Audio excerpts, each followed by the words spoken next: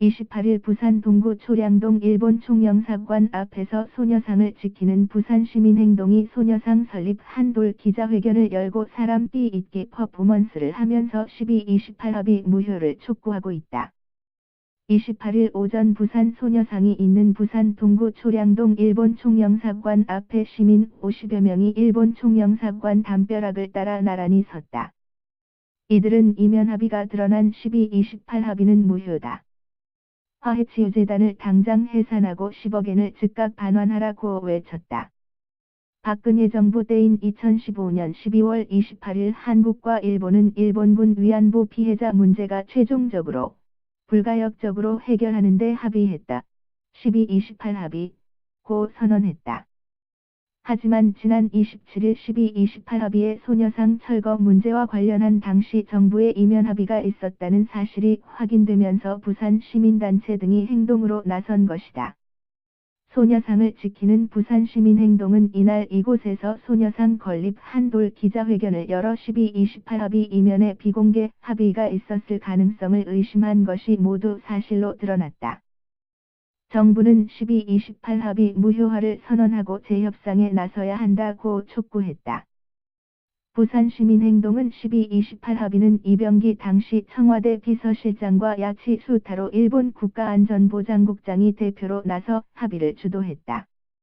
당시 정부의 외교정책이 무능했다는 것을 그대로 보여주고 있는 것이라고 비판했다. 이어 일본군 위안부 문제 해결은 이제 시작에 불과하다.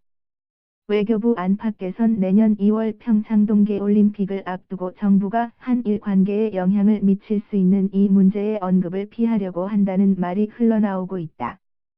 정부는 이 문제를 올바르게 해결해야 한다. 일본이 사죄하고 이 합의가 무효가 되는 날까지 끝까지 나설 것이라고 강조했다.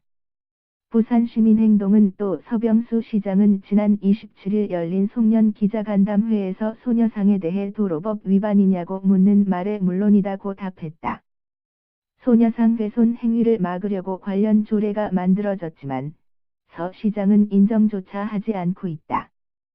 피해 할머니의 아픔과 시민의 뜻을 무시하는 것과 다를 바 없다고 주장했다. 부산시민행동의 한 관계자는 시민과 국민의 힘으로 이곳에 소녀상을 세운 지 오늘로 한돌이다. 하지만 서 시장과 부산시 등은 여전히 소녀상을 무시하는 태도를 보인다. 12.28 합의가 아직 폐기되지 않았기 때문이라고 본다.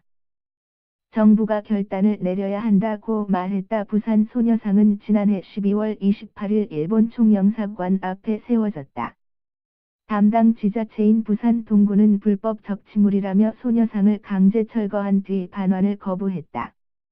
국민의 거센 항의와 비판에 동구는 이틀 뒤인 30일 소녀상 반환과 설치를 허용했다.